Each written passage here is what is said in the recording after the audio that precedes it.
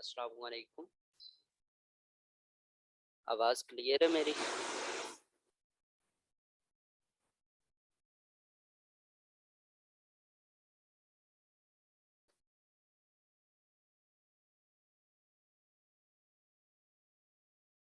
कोई बता दे। ओके। और अभी बताइएगा मुझे कि स्क्रीन शेयर हो रही है या नहीं हो रही।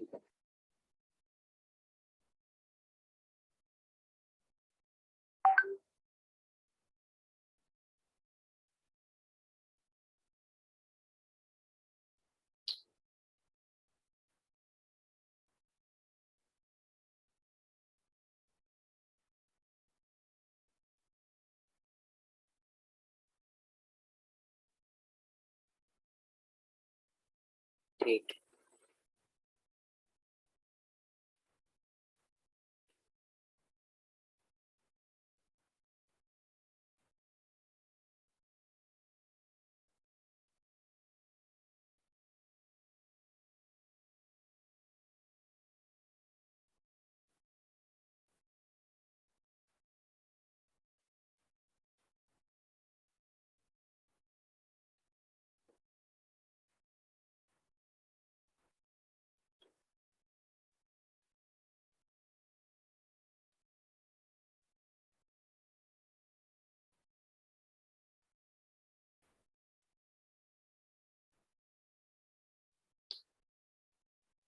अच्छा, हमारा सबसे पहला जो मसला बनता है सीएसएस में, वो बनता है कि हम इंग्लिश एसे को कैसे क्रैक करें, इसको कैसे टैकल करें ताकि हमारे मार्क्स अच्छे आए और हमारी जो है वो एलोकेशन हो जाए। सबसे बड़ा मसला सीएसएस में इंग्लिश एसे का है, और इंग्लिश एसे में क्या क्या चीज़ें देखी जाती हैं, क्या क्या चीज़ें हम इंग्लिश एसे में ऐड कर सकते हैं, इंग्लिश एसे होता क्या है, वो सारा कुछ आज इंशाल्लाह मैं आपके साथ डिस्कस करूंगा। और सबसे पहली बात यह है कि इंग्लिश एसे के लिए डाटा जो है वो आपको टू द पॉइंट लेना पड़ता है। ठीक है। और उसके बाद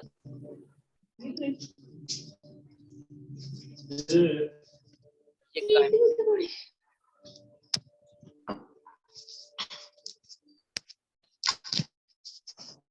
म्यूट कर दे।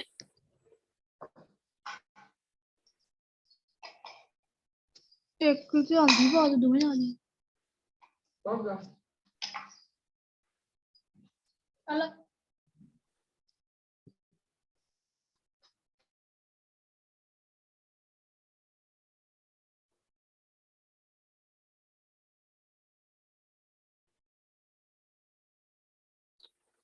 और इसका जो डाटा हमारे पास होता है इंग्लिश एसे का, वो हम कहाँ कहाँ से ढूंढते हैं, कहाँ कहाँ से कलेक्ट करते हैं, ये चीज़ें भी आज हम डिस्कस करेंगे।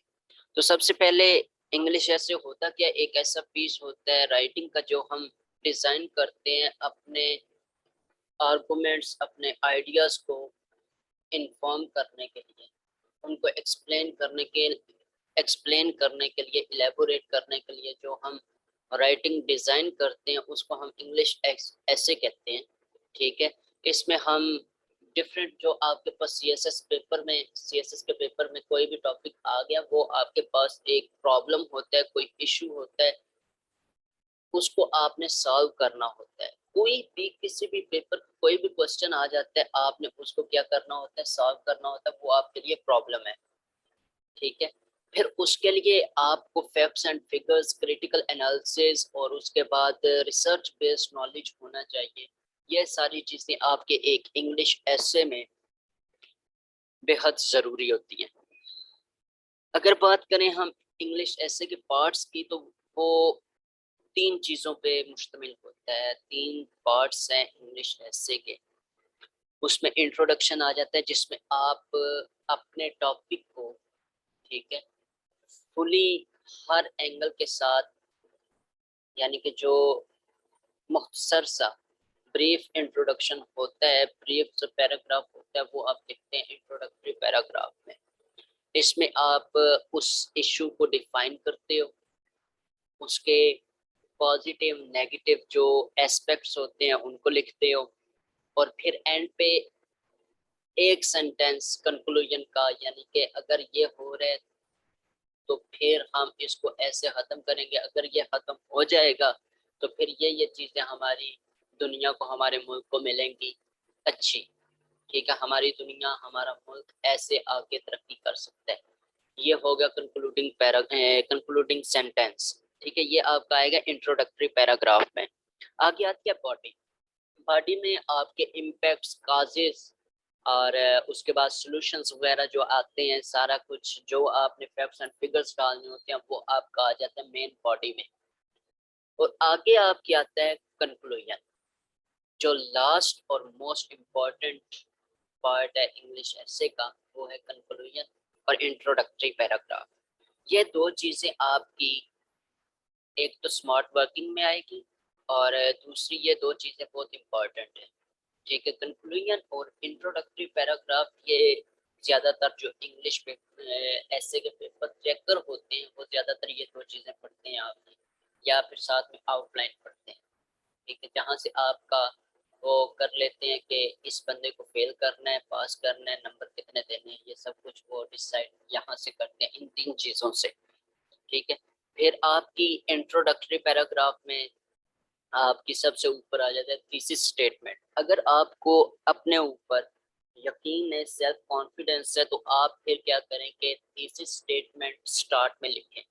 जहां से आप ऐसे स्टार्ट कर रहे हैं वहां से थीसिस स्टेटमेंट लिखें। ठीक है, थीसिस स्टेटमेंट की अगर बात करें तो वो आगे चल के मैं बात करूंगा थीसिस स्टेटमेंट की भी। ठीक है, तो अगर आपको अपने ऊपर यानी कि खुद कंफ्यूज है, ठीक है, इस बारे में कि थीसिस स्टेटमेंट मुझसे अच्छी लिखी जाएगी नहीं लिखी जाएगी, तो फिर उसको स्किप करें, उसको इंट्रोडक्टरी पैराग्राफ के एंड पे ले जाएं। ठीक है, ये तो हो गया आपका इंट्रोडक्टरी पैराग्राफ। बॉडी का मैंने आपको बता दिया, इम्पैक्ट्स, कॉजेज, सॉल्यूशंस, रेमेडीज वगैरह, जितना जितना कुछ आपने फैक्ट्स एंड फिगर्स वगैरह ऐड करने हैं वो आपका मेन बॉडी में आएगा। आगे आता है कंक्लूजन। अब आपने देखे जो होते हैं रिसर्च पेपर वगैरह, उसके एंड पे एक कंक्लूजन दिया होता है। ठीक है, और कोई भी इशू हो तो जब आपने उसका सब कुछ बयान कर दिया, हर एंगल से उसको कवर किया, ठीक है, फलां कंट्री में ये कुछ हो रहा है, फलां दुनिया के कोने में ये कुछ हो रहा है, ठीक है, और इसके काजेज ये हो रहे हैं, ये इसके कॉजेज है। ठीक है, फिर उसके बाद इम्पैक्ट्स क्या क्या है, इसकी वजह से ये हमारी दुनिया इस साइड पे जा रही है। ठीक है, ऐसी बातें जो है वो आपने मेन बॉडी में कर दी। ठीक है, उसके बाद आपने सॉल्यूशंस दे दिए।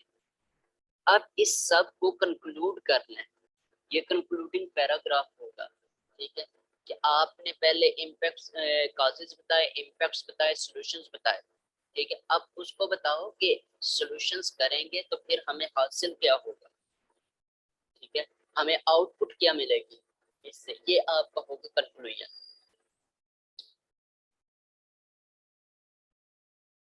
आगे बात करते हैं हम इंग्लिश एसे की टाइप्स की।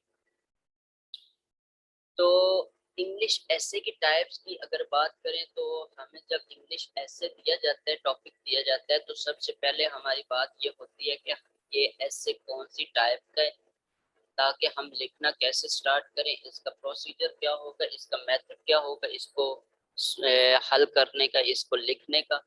तो उसके लिए इसकी टाइप्स को समझना बेहद ज़रूरी है। पहली टाइप है narrative essays, descriptive essays, expository essays, persuasive essays. ये चार टाइप्स के एसेस होते हैं। ठीक है, इनमें से ही कोई आपको देगा, और इसमें से आपने चूज कौन सा करना है वो भी आगे चल के हम आपको बताते हैं। नैरेटिव एसेस जो होते हैं ये आपको एक स्टोरी बताते हैं। ठीक है, पर्सनल एक्सपीरियंस होता है इसमें जो आप नैरेटिव एसेस में लिखते हैं। ठीक है, ये नैरेटिव एसेस में आप या तो कोई स्टोरी डिफाइन कर रहे होते हैं या फिर अपना पर्सनल एक्सपीरियंस जो है वो शेयर कर रहे होते हैं। और उसके बाद जो है वो पर्सनल और क्रिएटिव एकेडमिक राइटिंग्स भी होती हैं। एक एग्जांपल इसकी ऐसे है कि चलते हुए अगर कोई फ्रेंड आपका जा रहा है, उसने कुछ देख लिया है, ऐसा। तो वो आपको उसकी जो है वो बताएगा कि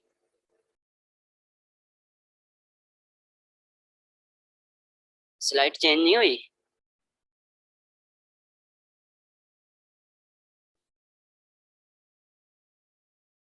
नो, वही स्लाइड है पहले वाली। पहले वाली है। हाँ जी। चले मैं करता हूँ चेंज, 1 मिनट।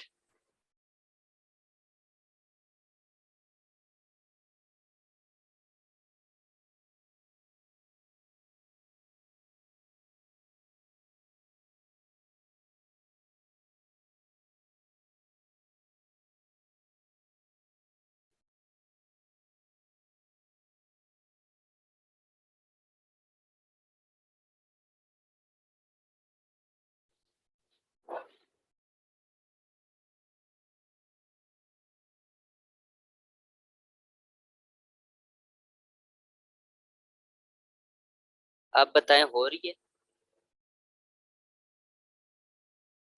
जी। चलें ठीक है। अच्छा मैं बता रहा था आपको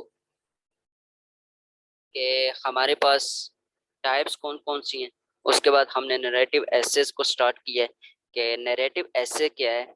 ये आपकी स्टोरी को डिफाइन करता है या फिर आपके पर्सनल एक्सपीरियंस को वो है एलेबोरेशन मिलती है, उससे एक्सप्लेनेशन मिलती है आपके पर्सनल एक्सपीरियंस की कि आपने ये काम किया, कैसे किया, उसके मेथड्स वगैरह क्या थे, रिसर्च कहाँ से की। ठीक है, ये सब कुछ आपके नैरेटिव एसेस में आ जाएगा। नैरेटिव एसेस में ही आप ये सब कुछ लिखते हैं। ठीक है, यानी कि आप बाहर जाते हैं, कुछ भी देखते हैं, कोई ऐसा बंदा देखते हैं, फ्रेंड्स के बारे में बात होती है, आप उसकी जो है वो लुक्स वगैरह बताते हैं कि ये ऐसे है वैसे है। ठीक है, ये सारा कुछ आपका नैरेटिव एसेस में आ जाएगा। यानी कि पर्सनैलिटी जो रिलेटेड एसेस होते हैं, कायदे आजम, अलामा इकबाल, ऐसे जो एसेस होते हैं वो आपके आ जाते हैं नैरेटिव एसेस में। नेक्स्ट अगर हम चलें डिस्क्रिप्टिव एसेस पर, ठीक है, तो यहाँ पे जो आप एक ऐसे लिख रहे हैं वो एक प्लेस, किसी ऑब्जेक्ट, किसी इवेंट या फिर किसी याद के बारे में लिखा जा रहा है। कोई मेमोरी है जिसको आप अपने लफ्जों में ढाल रहे हैं।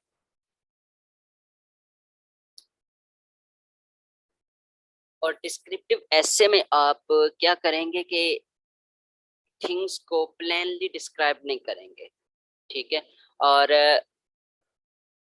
जो है वो राइटर अपने वर्ड्स की ऐसी एक तस्वीर खींचता है, ऐसे तखय्युलात को अपने अपने तखय्युलात को ऐसे एक मोड़ दे के बयान करता है, किरदार पे घेरता है कि जो पढ़ने वाला है उस पे एक मोहर सी लग जाती है, उस पे एक अच्छा इम्प्रेशन जाता है कि हाँ वाकई इसके जो इसने जो बयान किया है ऐसी ही हकीकत है। अगर हम इसमें कुछ बात करें इसकी डिस्क्रिप्टिव की, तो हमारे पास जो इंग्लिश सॉरी पाकिस्तान अफेयर्स वगैरह या फिर पाकिस्तान स्टडीज है, इसमें हमें ऐसी कुछ बताई जाती हैं बातें जो दरअसल हकीकत नहीं है, क्योंकि हमें रैशनल रैशनल रखा जाता है, इरेशनल नहीं रखा जाता। हमारे जो मुख्तलिफ डिनास्टीज वगैरह हैं उनके बारे में कुछ ऐसी बातें जो हकीकत नहीं होती, लेकिन हमारी बुक्स में, हमारे एकेडमिक सिस्टम में डाल दी गई हैं। बहरहाल हमें वो पढ़नी पड़ती हैं कोई भी पेपर पास करने के लिए, लेकिन आपने डिस्क्रिप्टिव एसेस में वो लिखना है जो हकीकत है, जो हक़ाइक़ पे मबनी है। और सबसे बड़ी बात आपके लिए इंग्लिश ऐसे में ये होनी चाहिए कि आपने अपनी रियासत के बारे में, अपनी रियासत के खिलाफ, अपनी रियासत के डिपार्टमेंट्स के बारे में कोई ऐसे वर्ड्स इस्तेमाल नहीं करने जो आपकी रियासत का इमेज डाउन कर दें। ठीक है, ये आपकी सबसे बड़ी जो है वो पॉइंट है इंग्लिश ऐसे का। कोई भी कुछ भी आप लिख रही हैं, क्योंकि आपने सीएसएस देना है, आपने सीएसएस पीएमएस या फिर कोई भी एग्जाम देना है, आप पाकिस्तान का अटेम्प्ट कर रही हैं, तो आपने फिर अपने मुल्क अपनी रियासत का ख्याल रखते हुए इसमें कुछ ऐसा ऐड नहीं करना जो आपके मुल्क या आपकी रियासत आपके डिपार्टमेंट्स के खिलाफ जाए। ठीक है, आपने एक इतनी हकीकत नहीं जान लेनी, इतनी हकीकत बयान नहीं करनी कि आपका बाकी तो सब कुछ ठीक हो लेकिन उस पॉइंट पे आके उसकी वजह से पेपर चेक कर आपको फेल कर दे। तो ये बात होगी हमारे डिस्क्रिप्टिव एसेस की। आ गया हमारे पास एक्सपोजिटरी एसेस। इसमें हम टॉपिक को न्यूट्रल सा लेके चलते हैं। ठीक है, हम एक ऐसा ऐसे लिखते हैं जो हकायक पर मबनी होता है, उसके लिए एक्सटेंसिव नॉलेज होता है हमारे पास। ठीक है, जो हमारे पास ऐसे का टॉपिक है उसके रिलेटेड हमारे पास एक्सटेंसिव नॉलेज होता है और उसके वो रियलिटी पे मबनी होता है। और उसमें जो है वो आपकी फीलिंग्स, आपकी इमोशंस क्या है, ये इस एक्सपोजिटरी ऐसे में मैटर नहीं करता। ठीक है, ये सिर्फ और सिर्फ completely based on facts, statistics and examples etcetera. ठीक है, ये सब कुछ फैक्ट्स, स्टैटिस्टिक्स और एग्जांपल्स पे बेस करता है। इसमें आपकी आपकी फीलिंग्स क्या है, आपकी इमोशंस क्या है, आपके आर्गुमेंट्स क्या है, ये कुछ भी नहीं होता। ठीक है, इसमें आपने सिर्फ और सिर्फ facts, statistics and examples add करनी होती हैं। इसमें आपने अपनी फीलिंग्स और अपने इमोशंस ऐड नहीं करने होते। इसको हम कंट्रास्ट एसेस भी कह सकते हैं, यानी कि कॉज एंड इफेक्ट एसेस। अगर किसी भी चीज का क्लाइमेट चेंज के काजेस पूछता है, इफेक्ट्स पूछता है, तो हम क्या करते हैं, हम उसमें अपने इमोशंस, अपनी फीलिंग्स ऐड नहीं करते। हम उसमें अपने आइडियाज ऐड नहीं करते। हम सिर्फ और सिर्फ उसमें वो नॉलेज, वो चीजें ऐड करते हैं, वो facts and figures, statistics, examples वो ऐड करते हैं जो रियलिटी शो करती है, जो उसके रिलेटेड होती है।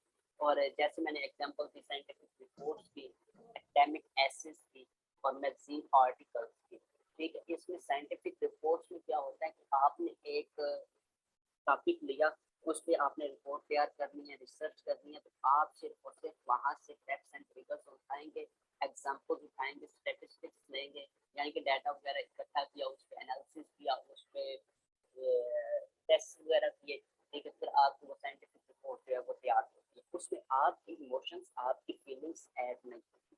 ठीक है, उसके बाद एकेडमिक एसेस, जैसे मैं आपको पढ़ा रहा हूँ, आपको दिखा रहा हूँ। ठीक है, ये हो गए आपके एकेडमिक एसेस, यानी कि आपकी अपनी फीलिंग्स, आपके अपने इमोशंस क्या हैं इस बारे में ये आपने नहीं लिखना। आपकी इमोशंस, आपकी फीलिंग्स आपके लिए। ठीक है, इनसे मुल्क को, अपनी रियासत को कोई फायदा नहीं पहुंचने वाला। इसलिए आपने क्या करना है कि सिर्फ और सिर्फ आपने फैक्ट्स, फिगर्स, स्टैटिस्टिक्स और एग्जांपल्स लिखने हैं। ठीक है, यहाँ तक क्लियर?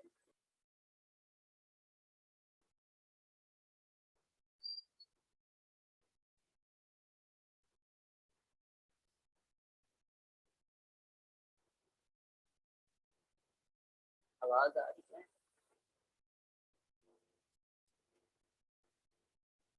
सो तो नहीं गए सारे?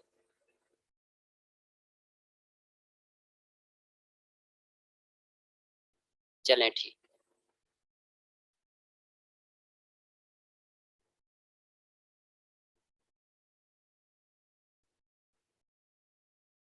और साथ में मुझे बता दें कि नेक्स्ट स्लाइड भी हो गई है।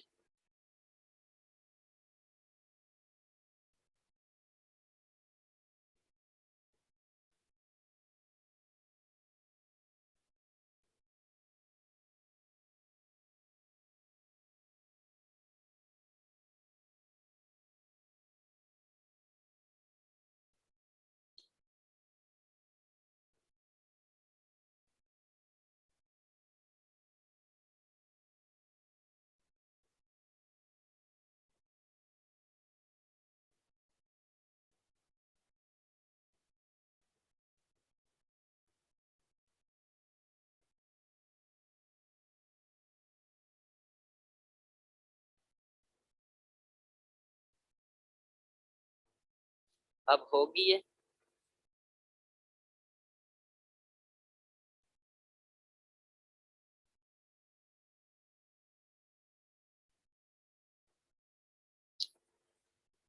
नेक्स्ट हमारे पास है जी एक्सपोजिटरी एसेस की टाइप्स। चलिए ठीक हो गया। इसमें एक्सपोजिटरी एसेस की टाइप्स में आ जाएगा हमारे पास descriptive essays, process essays, comparison essays, cause effect essays, problem solution essays. जो ज्यादातर आपके एसेस होते हैं ना, ठीक है, वो आपके लिए जाते हैं इससे एक्सपोजिटरी एसेस से, ठीक है, जिसमें आपसे कॉजेस पूछे जा सकते हैं, जिसमें आपसे सॉल्यूशंस मांगे जा सकते हैं, प्रॉब्लम्स, उसके बाद कंपैरिजन। ये 3 टाइप्स होती हैं मेन जो आपके इंग्लिश एसे में पूछे जा सकते हैं ज्यादातर।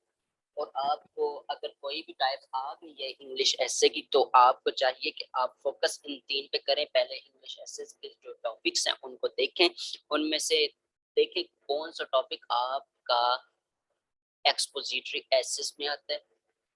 फिर आप देखें कि कौन सा essay comparison essays, cause effect essays, problem solution essays में आते हैं, ठीक है। अगर आपने ये जान लिया, पहचान लिया, तो आपके लिए इंग्लिश एसे टैकल करना, क्रैक करना कोई मुश्किल काम नहीं रहेगा। मुश्किल होता है, ठीक है, लेकिन कुछ भी नामुमकिन नहीं होता। इसलिए और जो इंग्लिश एसे या सीएसएस के पेपर्स हैं, इनमें आपके लिए कुछ भी वहाँ पे जाके आपके काम क्रैमिंग नहीं आती, रट्टाबाजी वहाँ पे आपके काम नहीं आती।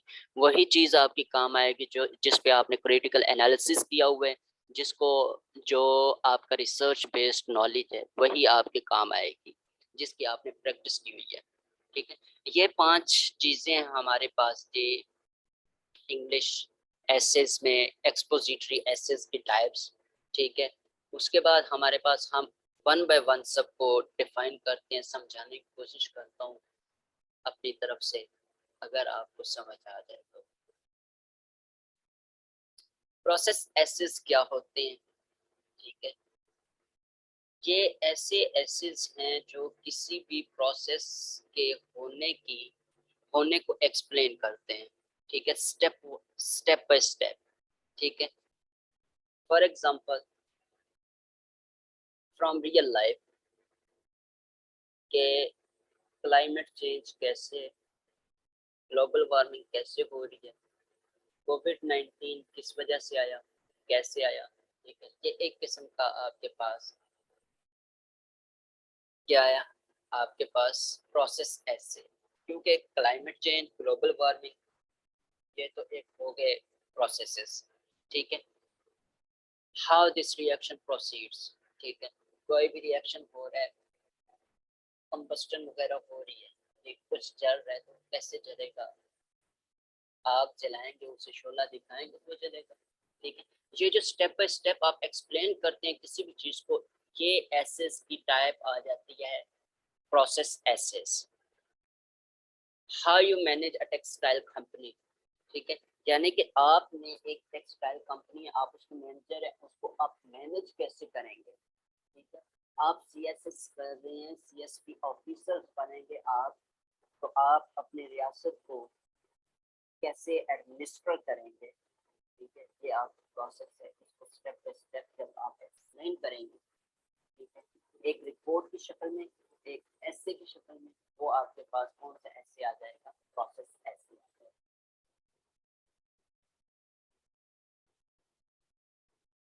नेक्स्ट हमारे पास है कंपैरिजन एसेस। यहाँ पे आप क्या करते हैं, यहाँ पे आइडियाज, पीपल और different times in history, different things, इनको क्या करते हैं, आप कंपेयर करते हैं, एक दूसरे के साथ रिलेट करते हैं, ये आ गया कंपैरिजन। जैसे इसके नाम से जाहिर है कंपैरिजन, कि दो चीजें हमारे पास, दो फिलोसफिकल थ्योरीज हैं, ठीक है, हमारे पास, हम उनका कंपैरिजन कर रहे हैं, उनको कंपेयर कर रहे हैं, तो वो हमारे पास एसेस कौन से होंगे, जो रिपोर्ट हम तैयार करेंगे वो कंपैरिजन एसेस होंगे, ठीक है। एग्जांपल मैंने दी है लेकिन इसको जस्ट एग्जांपल समझना, how small was as bright as the sunshine.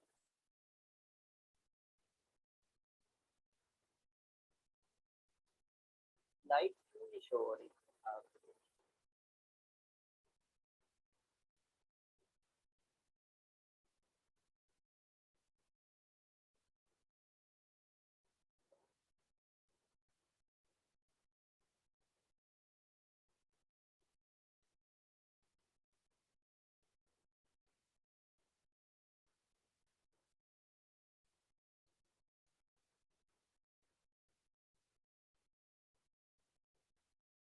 अब हो रही है?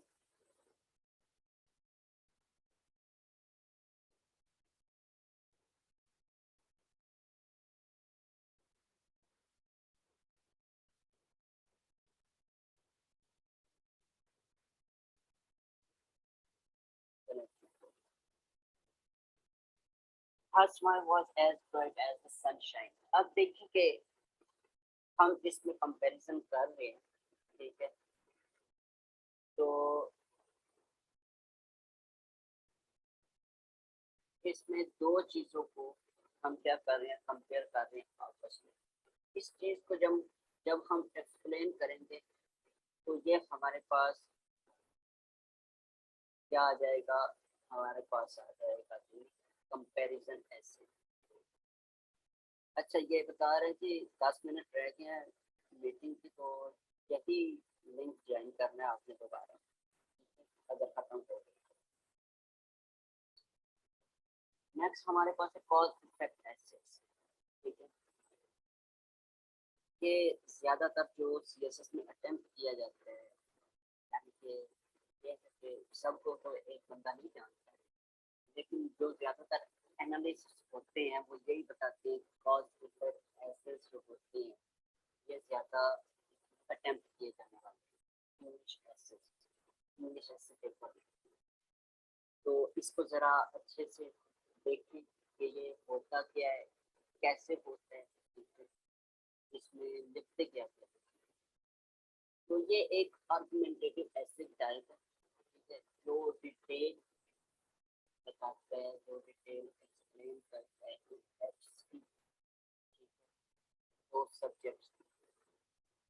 दो सब्जेक्ट्स भी हो सकते हैं, एक सब्जेक्ट भी हो सकता है, उसके बाद इफेक्ट बता देता है। और उसके बाद जो है वो एकेडमिक पेपर्स, उसमें जो होते हैं वो तो क्या करते हैं कि जो लिखने वाला है वो ऐसे लिखता है कि उसके आर्गुमेंट्स को रीडर मान ले, उनको इतनी अहमियत दे कि उसको मार्क्स भी मिले, ठीक है? उसकी जो फिलोसफिकल या फिर आइडियोलॉजिकल थीरीज वगैरह हैं, पर्सपेक्टिव हैं, आइडियाज हैं, वो चेंज हो जाए।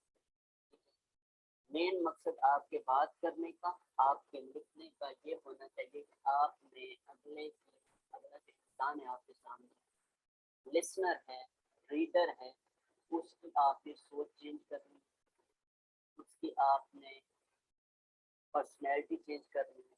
ये जब आप सोच के लिखेंगे, बोलेंगे, तब आपके जाके राइटिंग स्किल्स और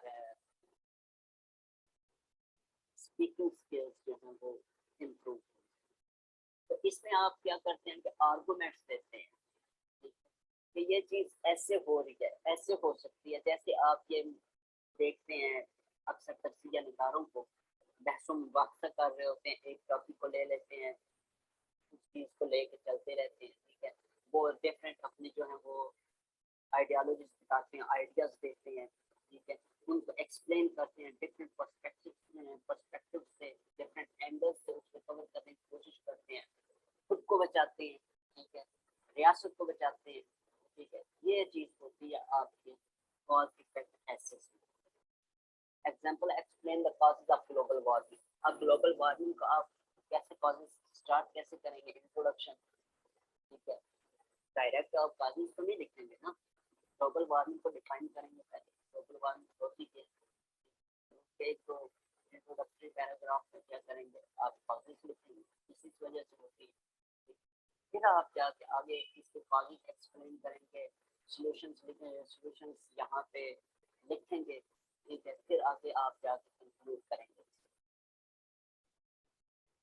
ये हो गया आप कॉज इफेक्ट ऐसे। प्रॉब्लम सॉल्यूशन ऐसे।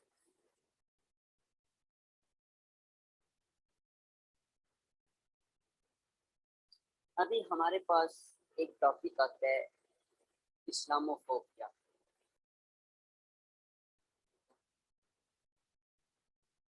इस्लामोफोबिया हमारे पास एक टॉपिक आता है, उस पर हमने ऐसे लिखना होता है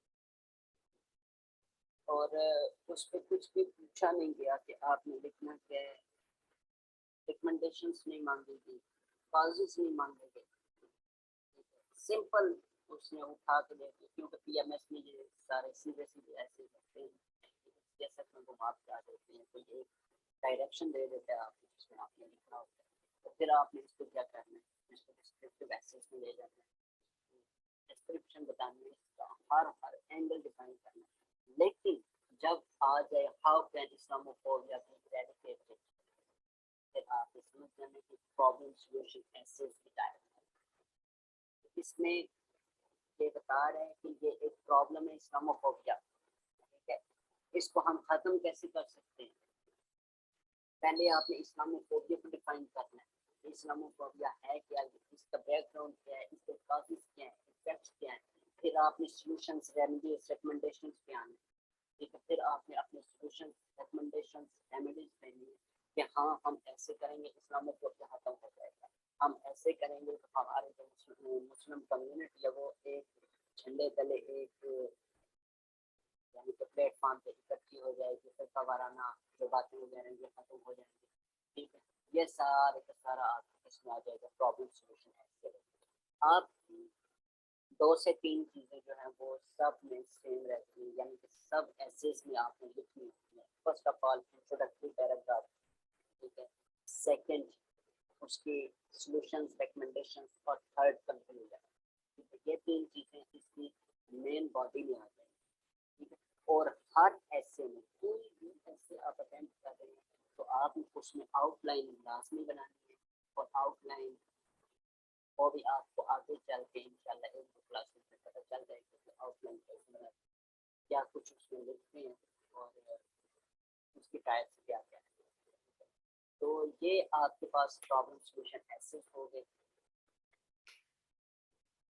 और इसको ऐसे भी कह सकते हैं कि हम एक प्रॉब्लम को सोचा, ठीक है, उसको एक्सपीरियंस किया और उसको हमने फिक्स कर दिया। नेक्स्ट है पर्सुएसिव एसेस। चेंज हो गई स्लाइड, आपको नजर आ रही है।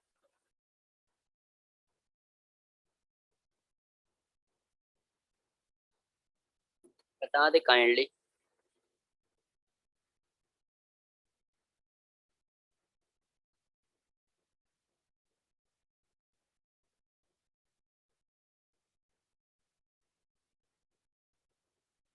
ओके,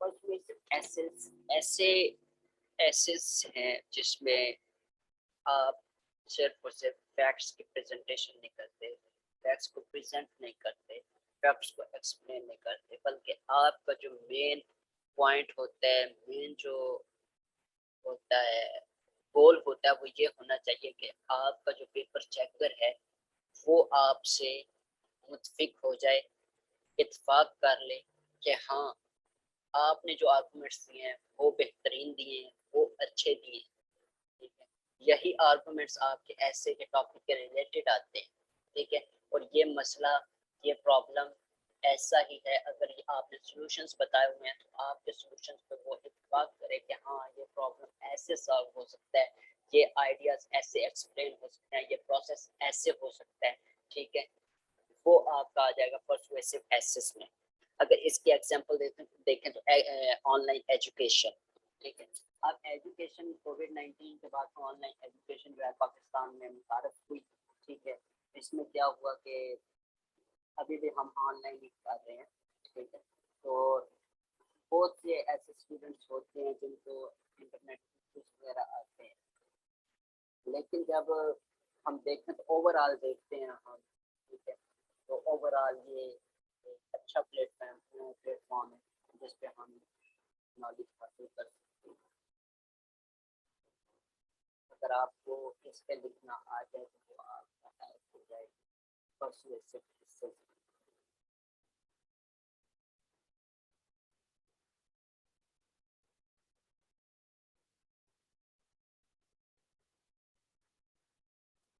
ये हमारे पास टाइप्स खत्म हो चुकी हैं और आगे जो है वो हम कहेंगे कि हमने डाटा कैसे क्लियर करना है, आपकी क्वेरीज वगैरह लेंगे क्योंकि ये 1 मिनट रह गया तो ये तो खत्म होने जा रही है मीटिंग, तो दोबारा इसी को ज्वाइन कीजिएगा, ठीक है।